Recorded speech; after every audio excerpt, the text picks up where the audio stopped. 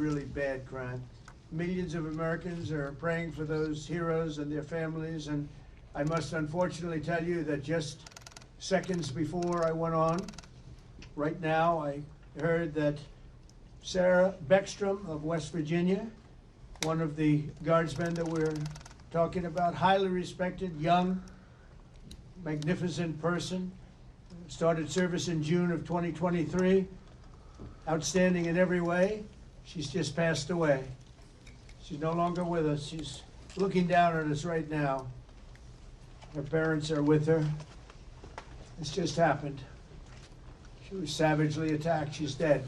She's not with us. Incredible person. Outstanding in every single way, in every department. Just horrible. As you know, the other young man is fighting for his life. He's in very bad shape. He's fighting for his life, and hopefully we'll get better news with respect to him. And the monster that did this is also in serious condition. But we won't even talk about him. As you may know, DHS has confirmed that the suspect is an Afghan national, flown here by the previous administration, who was such a bad administration. And I have a picture of a plane. This is what it looked like when they came in. It was total bedlam. Do you remember that period of time? Total bedlam. People crammed onto the plane. And the toughest, meanest, most capable physically got on the plane. Not the people that we were looking for or that they wanted to bring in. Here's a picture for you. Just take a look at that plane. Standing on top of each other, sitting on top of each other. This is what we had under the Biden administration. That whole thing should have never, ever happened. They should have left from a different base. They should have left from Bagram, as you know, and it would have been a much different story. But they didn't do that, and this was just a rout, just a terrible situation. This heinous atrocity reminds us that we have no greater national security priority than ensuring that we have full control over the people that enter and remain in our country. For the most part, we don't want them. They come in illegally, have a lot of problems. Their countries force them in because their countries are smart. They don't want them.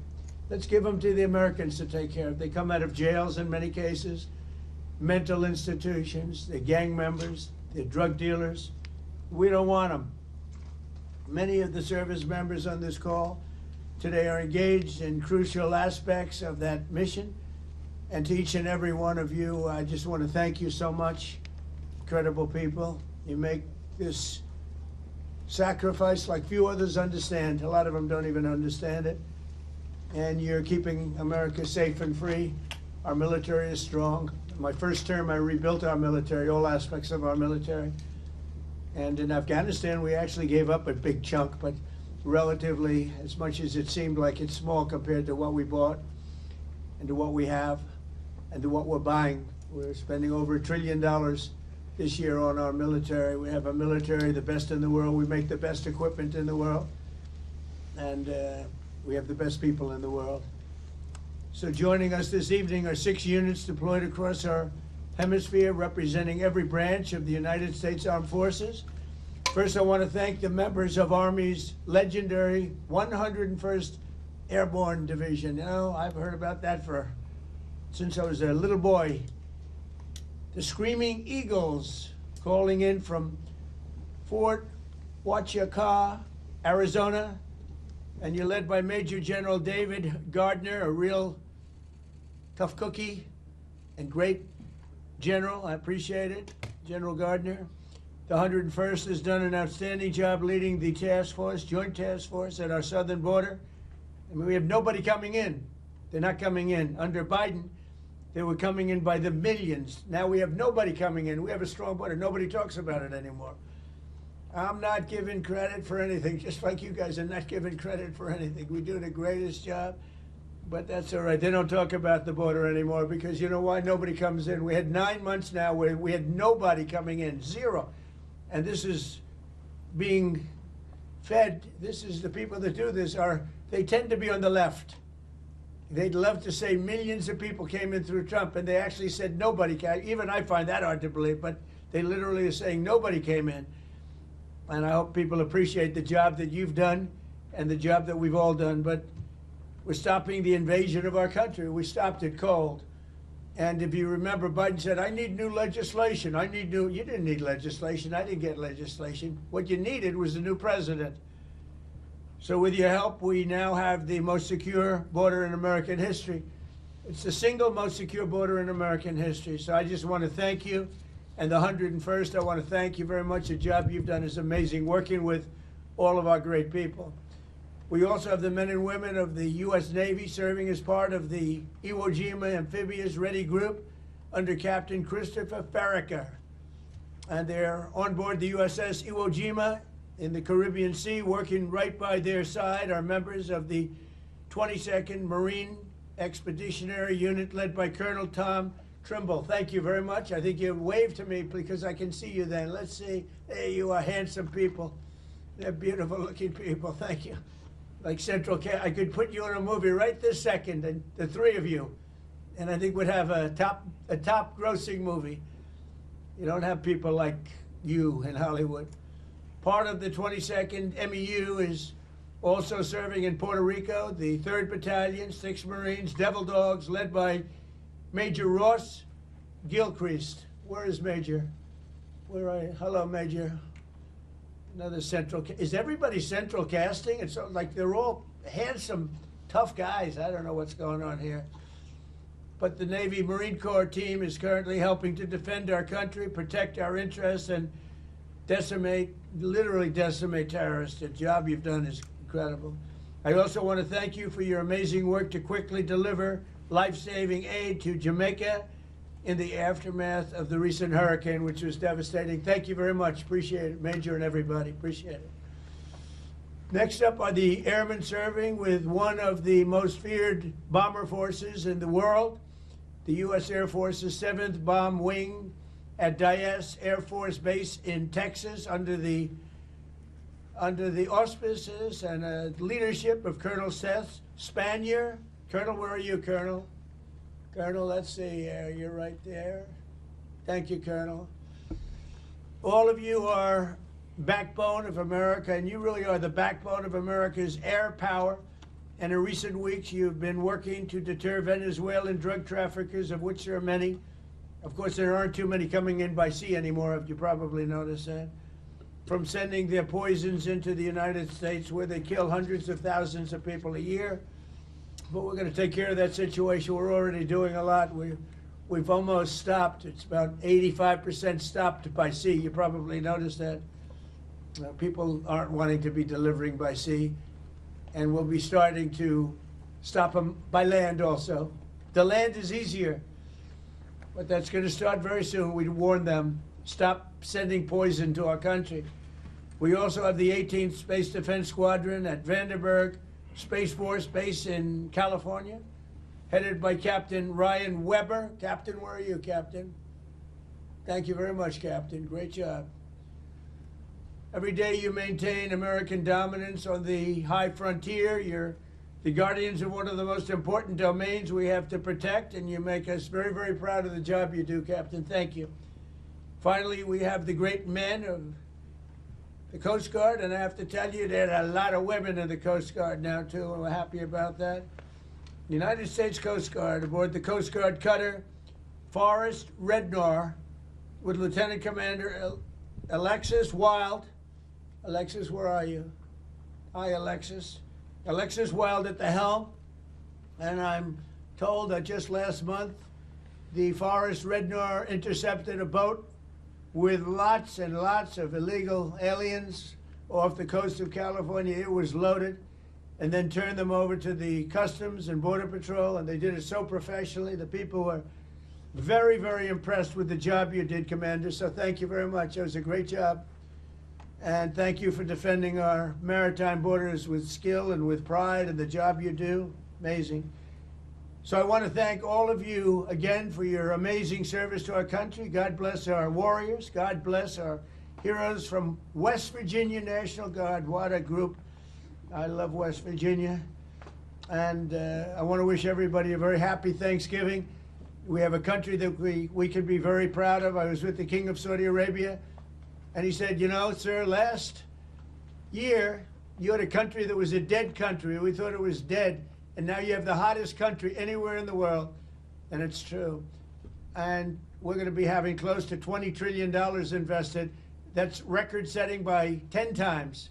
Nobody's ever had anything like it. We're building plants. We're building factories, auto factories, AI plants, the whole thing with artificial intelligence. I don't know the word. I've never liked the word artificial. I don't know what artificials are. I think they ought to change the name. I've always said that's a lousy name to have, artificial anything, but it's a big business. And we're building more. We're leading China by a lot. We're leading everybody by a lot. We make the best military equipment in the world, and they're ordering it at numbers that nobody's ever seen before. But we're doing better than we've ever done before. We have the stock markets just hit, for the 48th time, an all-time high during the 9 months that I've been here, a little more than 9 months now. And so we have the hottest stock market ever. That's a big thing for 401ks and all of the millions of people with jobs and 401ks. Everybody participates in that. But it's 48 times in a little bit less than 10 months. 48 times we hit an all-time high.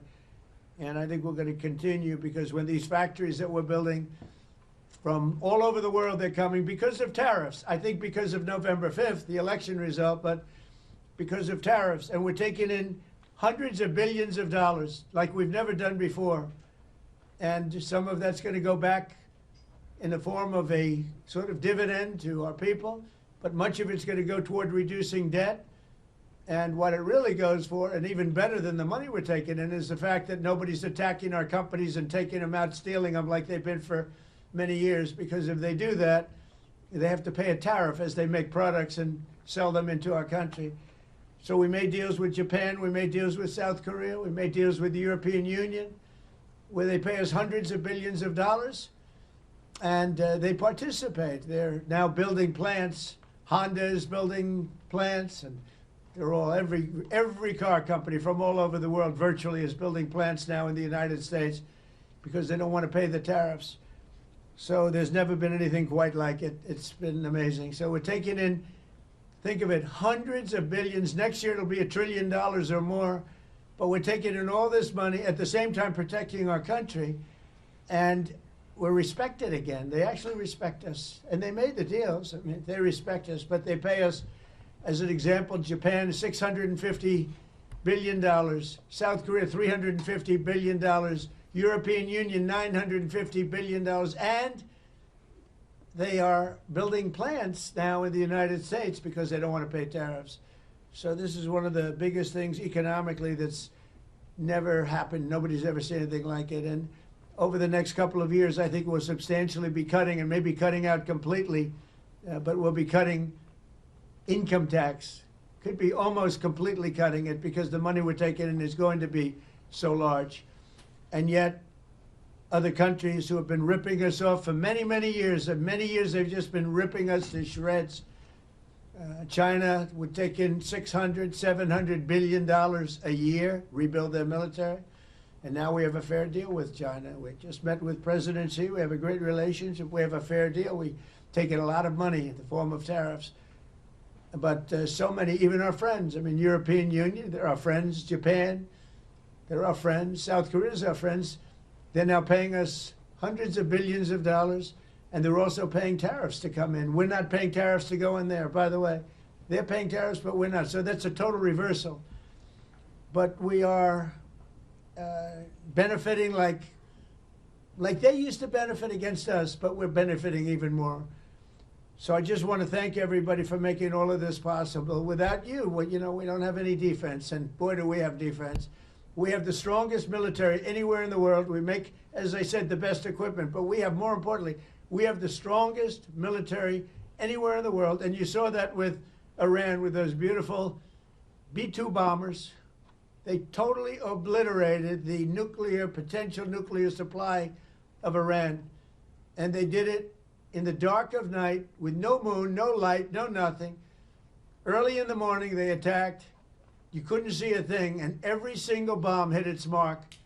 Every single bomb. The Atomic Energy Commission said it was total obliteration. Remember when some of the fake news tried to say, well, maybe it wasn't as bad. Well, it was much worse than anybody thought.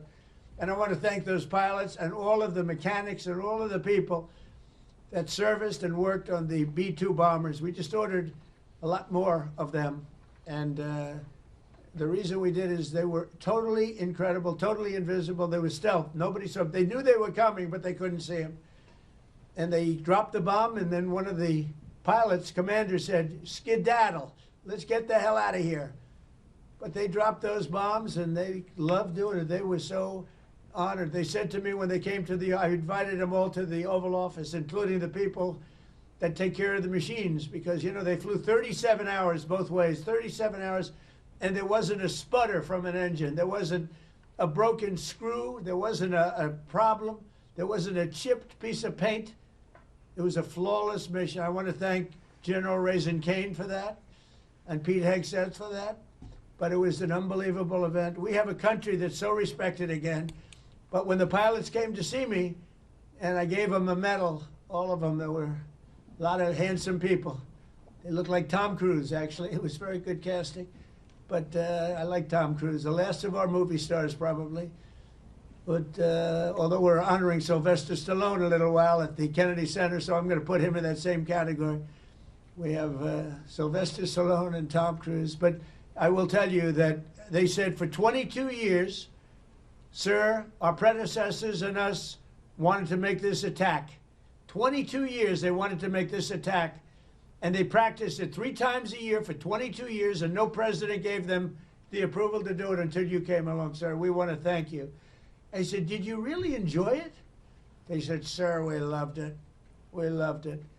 And these are brave men. These are from a different place than some of the people I know who aren't courageous. We have a lot of people that aren't courageous. These people were amazing in the job they did. So with that, I'm going to ask Lieutenant Colonel Charlie Rockwood, who's a highly respected young man, to speak to you. And if you have any questions, I'll answer them. Unlike Biden, he didn't take questions. But I take all the questions you want. You can ask me any damn question you want. And then we go and have a great Thanksgiving, because I don't know about you. You probably had your dinner already, but I didn't. And I know exactly what I'm going to have. Turkey. Okay? I believe it's turkey. So, Lieutenant Colonel, if you would, you take over. Go ahead. Yes, sir. We're going to pass it over to Major General David Gardner from the United States Army. Happy Thanksgiving, President Trump. This is Major General Dave Gardner, the commander of the 101st Airborne Division and your Joint Task Force Southern Border. That's right. I appreciate you saying I was tough. Everyone cheered. I assume that means they agreed with you. We are headquartered in Arizona. The service members with me today represent over 10,000 deployed along the 2,000 miles of our border from San Diego to the Gulf of America. We support Customs and Border Protection, U.S. Border Patrol, and as you said, Mr. President, illegal aliens entering our country is at a historic low thanks to our collective efforts. Right. On the screen behind me, you may be able to see some of the images of us patrolling, reinforcing the border wall, and we're doing that 24 hours a day, 7 days a week, including today, Thanksgiving.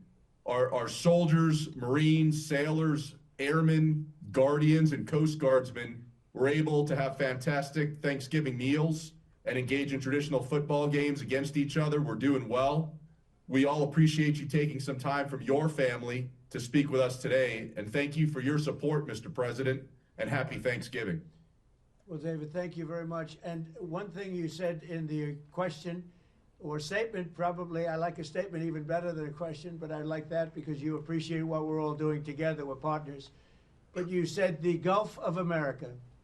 And there's a thing that for actually 350 years, 100 years older than us, Mexico, it was called Gulf of Mexico. And I would say to myself, why are we calling it Gulf of Mexico when we have 92% of the frontage and they have, I'm a real estate person at heart, and they have 8%. And I made that change. It was amazing. It took literally a matter of hours, and it was done. And nobody even, very rarely did they complain. We beat AP, Associated Press, very badly in a lawsuit. You know, they tried to get it stopped because they're not good Americans. I mean, who would want that stopped? But we beat them, as you saw, we beat them very badly in a lawsuit.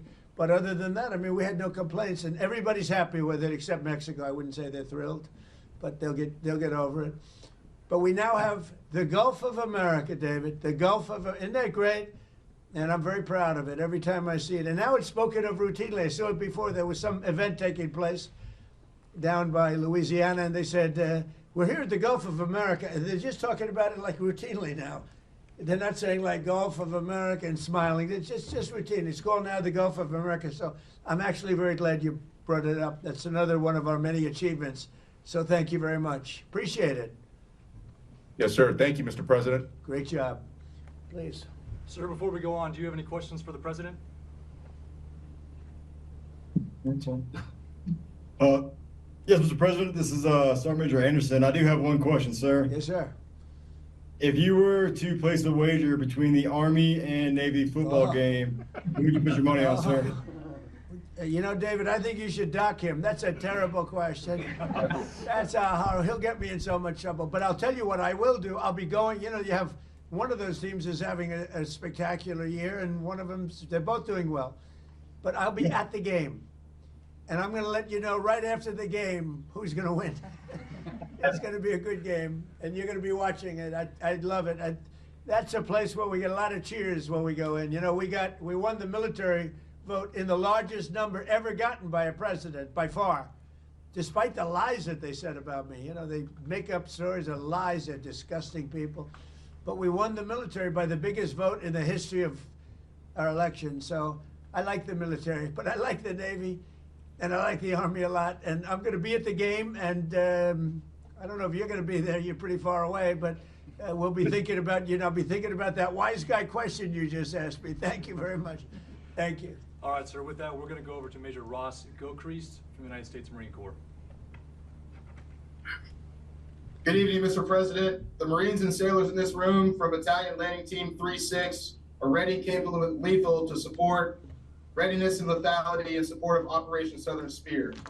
We're here in Camp Santiago, Puerto Rico, conducting sustainment training, and recently we conducted a mobile training team employing first-person view attack drones, conducting 2 day strikes and the first ever 3 night strikes in the history of the Department of War. This represents a milestone in our combat lethality, increasing the capability of the Marine Corps and the Joint Service. Soon, we're going to prepare to support counter-narcotics operations in the ground, maritime, and air domains and respond to crisis and contingency operations to provide you options, Mr. President, in support of national security objectives to protect the homeland. Marines and sailors of BLT 36, the Hellhounds, are ready. We're the first to fight and at the tip of the spear as an expeditionary force in readiness. Thank you for your support, Mr. President. Semper Fidelis. Happy Thanksgiving. Well, thank you, Ross, and you people are just amazing. You do a fantastic. I knew every move and every single thing you said. I know exactly what you did and who did it, and I want to just thank you. You were amazing. And Border Patrol and all of the people here, you know, Border Patrol, every single one of them. These are great people. ICE, you know, ICE gets not the credit they deserve. They are unbelievable, tough, smart, and they're unbelievable patriots. So, Ross, thank you very much. You really have done a great job. We appreciate it. We love working with you. Thank you. Ross, before we go over to the Navy, do you have any questions for the president? Good afternoon, sir. The only proper response to the colonel from Fort Huachuca is "Go Navy, beat Army." Okay, I got to remember that. Thank you very much. They're going to have a great game. Thank you very much. All right, sir. With Yes, that, sir. We're going to move over to Captain Chris Farraker from the United States Navy. Okay.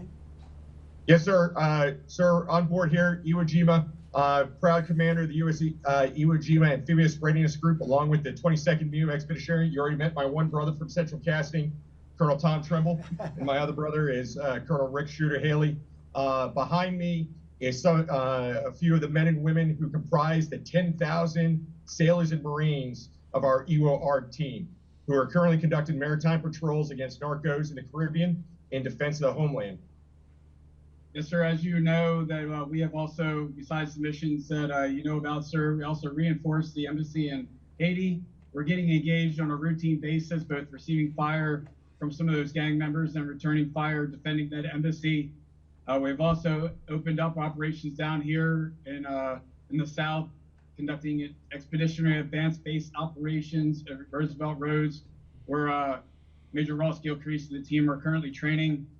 We've also done, as you mentioned, Mr. President, humanitarian support to Jamaica. We're proud to be part of this Navy Marine Corps team and be part of the defense of the homeland, sir. Thank you. Thank you very much, and really great job. Would anybody? Sir, I'd like to say one more. Yes, go ahead, please. The First Lady came down to North Carolina last week and visited the Marines and Sailors Camp Lejeune, and my wife and my daughter and my two sons were able to meet the First Lady and get a picture with her. She was truly gracious, and we really appreciate the time that she spent with the Marines and Sailors. That meant a whole lot to a whole lot of people down in North Carolina, sir. Well, thank you very much. And she had enjoyed it, and she mentioned that, meeting your family. And she said those people are in good shape. They're in very good shape. I don't know if she's referring to me when she says that, because I don't know. That could be a little slight. But she was very impressed with everything she saw. Thank you very much. Sir, before we go to the Navy, Captain Farragut, do you guys have any questions for the President? I do have one selfish one, sir. My daughter's 9th birthday is here in a few days. So I was wondering if I could get a happy birthday, Catherine, from you, sir. And her first name is? Catherine, sir. Well, Catherine, you have a father who's a great hero and a great man and highly respected. Happy birthday, and take good care of him. Thanks, sir. Appreciate it. Say hello to her. All right, anybody back there have a question? I think that's it from us here, sir. Again, appreciate your time and happy Thanksgiving to you and your Happy family. Thanksgiving, sir. Thank you all very much. Great. Have a great Thanksgiving. Thank you. Sir, with that, we're going to go over to Colonel Seth Spanier from the United States Air Force. Happy Thanksgiving, Mr. President. I'm Colonel Seth Spanier, 7th Bomb Wing Commander, and here with me I have Lieutenant Colonel Brian Guyette, our 28th Bomb Squadron Commander, and Major Joseph Spada, our 28th Bomber Generation Squadron Commander. And we're here representing the 4,000 men and women stationed at Dyess Air Force Base in Texas, employing the mighty B-1. Good evening, sir. The Bomb Wing hosts multiple B-1 squadrons that are responsible for everything from training the world's best combat aviators to operational tests, in addition to projecting strength and lethality across the globe. Recently, the Bomb Wings Combat Squadron was forward deployed to the Indo-Pacific, and the men and women that you see behind me were part of the 28th Bomb Squadron and fellow squadrons that executed operations in the Caribbean, and were responsible for demonstrating the latent combat capability of the training squadron, in addition to projecting credibility into the Caribbean on behalf of the long-range strike platform, the B-1B. Well, It thank is you currently very off much. station at Nellis Air Force Base, Nevada. Thank you very much. And I don't know if you know, we have more planes on order in terms of dollars and planes itself, and they have a new one, the F-47, and I didn't name that. It was named F-47. They think I named it. I didn't. They surprised me, but I hear it's stage 6, and it's at a level that nobody's ever seen before.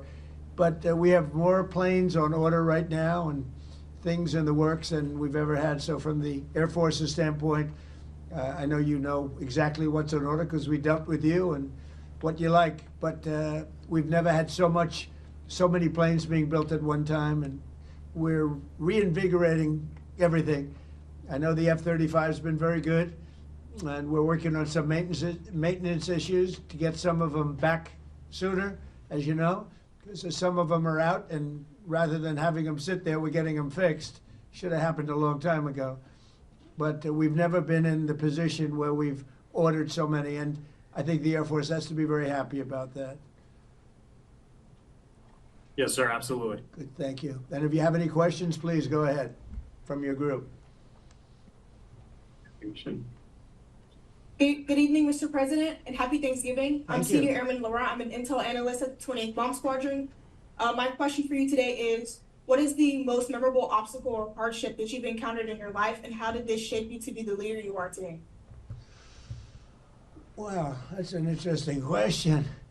But I'll tell you, in terms of obstacles, would be the weaponization of government by the previous administration. That was probably the biggest obstacle. I won by a lot. I ran a second time, I won by a lot. And I ran a third time, and it was too big to rig. But the biggest was that. They went after a lot of great Americans. I was one of them. And I would say weaponization by my opponent was a disgrace to our nation. And I would say it was the most difficult time. And we won. And now today I'm in Florida, but generally I'm in the White House, I'm in the Oval Office. So I look around and say, oh, well, couldn't have been that bad, but it was. It was a disgrace to our nation. And it should never be allowed to happen again. And it's being looked at very strongly. But it's a very interesting question. I don't know that anybody's ever asked me the question that way. But if you did, I would say it was the weaponization and illegal weaponization that they used where our government attacked the president and the former president of the United States of America. And I was fighting for you, not just for myself. I was fighting for you. I was fighting for everyone that I'm looking, all of those incredible patriots that I'm looking at, but the millions of people that are listening right now and the hundreds of millions of people in our country, and we fought and we won, but they're bad people. So thank you. That's a great question. Thank you very much. Thank you, sir. Sir, with that. Sir, one last one. If you could throw Yes. up CHOP, it's our to the Mohawks. That's our squadron motto, CHOP. Oh, good. I love it. Chop. See, we're not allowed to do that anymore. You know, we're not allowed. You're not allowed to use the word Indian anymore. The only one that wants you to are the Indians, all right? I don't think you should ever change. I will never tell you to change, all right? It's great. And they're very proud of it, too, by the way. Thank you all very much. Thank you. Sir, we're going to turn over to Captain Ryan Weber from the Space Force. Okay. Good evening, Mr. President. My name is Captain Ryan Weber, and I'm the commander of the 18th Space Defense Combat Squadron. Today with me, I have Delta Crew. They're working the holiday swing shift right now, which is led by Lieutenant Cunningham and Sergeant Jackson. We also have 5 orbital analysts with us today. Our mission here at the 18th is space domain awareness, tracking everything to, in, and from space, whether that's a launch, satellite reentry, or maintaining the catalog of 48,000 objects in space. It's been a historical year for 2025. We've had over 273 space launches to this year, 174 of those being from the U.S. And we're just grateful for our newly operationally accepted system to lead the way for the world in space domain awareness. Well, I know all about it because that was my baby, Space Force. So Yes, I can't sir. say I have any favorites because I don't want to do that. But I'll tell you, I have a real love for Space Force. And as you know, I did that. We put some very good people in because we were losing to China and Russia substantially. And now we're leading China and Russia substantially. And as you know, Biden came in, he wanted to terminate Space Force. He thought it was funny. He thought it was so funny.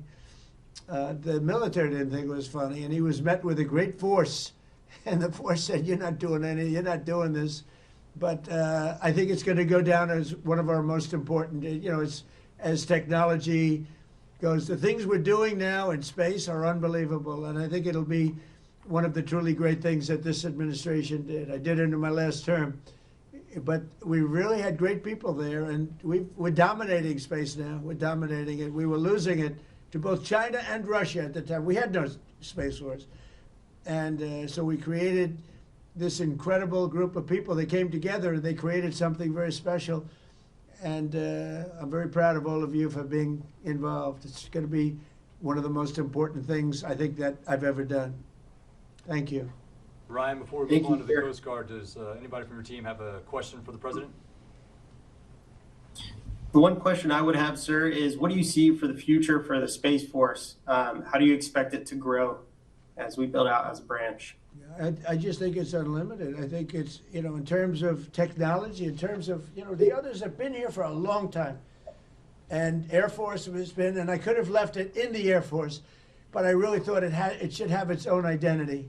And it works closely with the Air Force. But you wouldn't have had your own identity, and I don't think it was working doing it that way. So we created, because of the importance, we created Space Force. And I think it's got unlimited growth potential, and maybe at a faster level than others because they have been here. They've seeded and they're doing great. But you're a seedling. You're just at the beginning of your powers.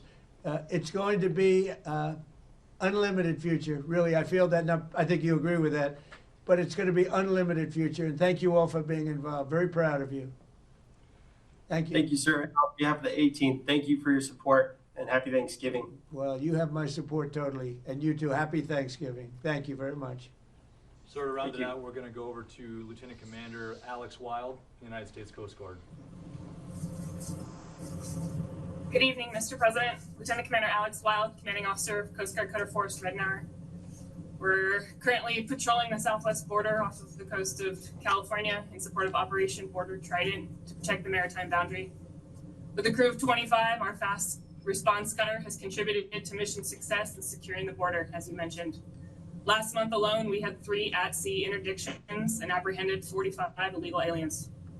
I'd like to recognize to my right the boarding team and pursuit team from our most recent interdiction. To my right, Lieutenant Junior Grade Fuller, Bosun Mate First Class Garcia Cosby, Electrician's Mate First Class Areza, Bosun's Mate Third Class Gerhards, and Machinery Technician Second Class Simano.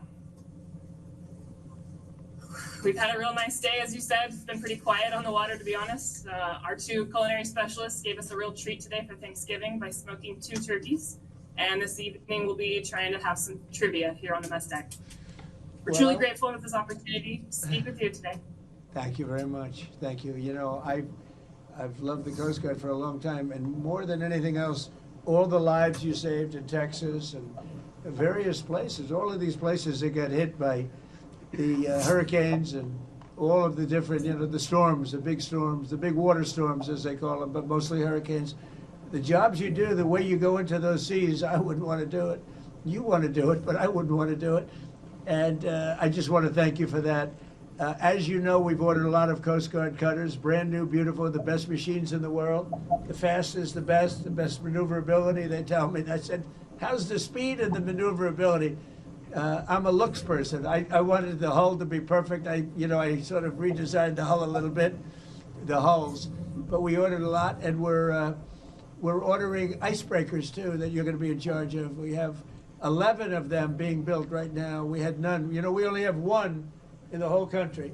Russia has 48, and we have 1, and that's just ridiculous. So we're doing them in conjunction with Finland and some other people, and they make the big, they're known as the people that do, I guess, 90% of the icebreakers, so they have a great expertise. But we're doing them also as a joint venture where they're going to be built in this country, and they've already started. So we've ordered 11. You were going to build 1, and the 1 was going to cost almost as much as the 11, and every one of the 11 is much better than the 1. So that didn't sound like a good deal. So you know exactly what you're getting. You're getting the best icebreakers in the world, the top of the line, and they're going to be delivered very soon, actually. They're moving along very quickly. They're building them. And you'll end up with 11, but before we even start that, we're going to end up doing another 11 pretty soon. So you're going to have a lot of icebreakers pretty soon, which is very important. I assume, is that important for the Coast Guard? Because if it's not, I'll cancel the order immediately. Very important. Yes. Okay, good. Then I won't cancel the order. That's good. You're going to have the best icebreakers there are, so it's really great. Very important to us. Thank you. Any other questions? Yes, Mr. President. Yes. I'm Petty Officer Riza. First question is, what is your true golf handicap, not according to fake news? And are you and President Biden going to play that golf match?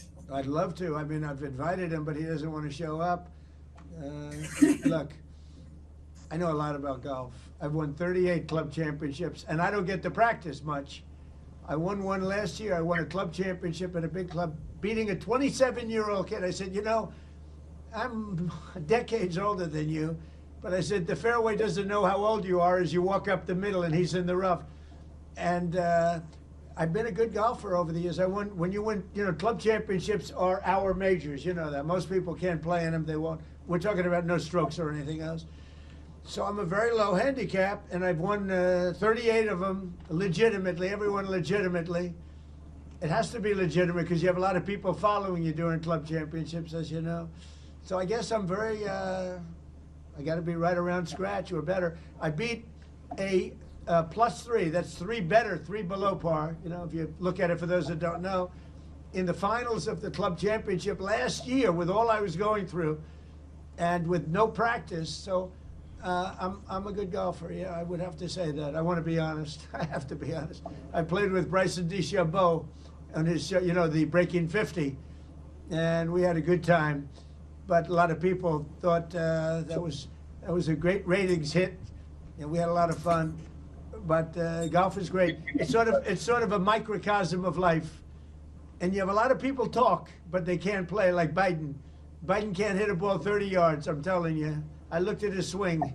He cannot hit a ball 30 yards. He said he was a 6 handicap. He said that was the only thing that made me angry during the debate with him.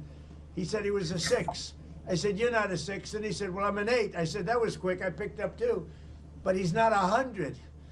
He's not 100. So, but it's a great game, and I hope you guys get to play a little bit of it. But frankly, I'm more excited about the icebreakers, if you want to know the truth. So anyway, I want to thank you all. Great job. Coast Guard, great job. We're proud of you. You're going to have the best equipment in the world, and it's coming rapidly. Thank you very much.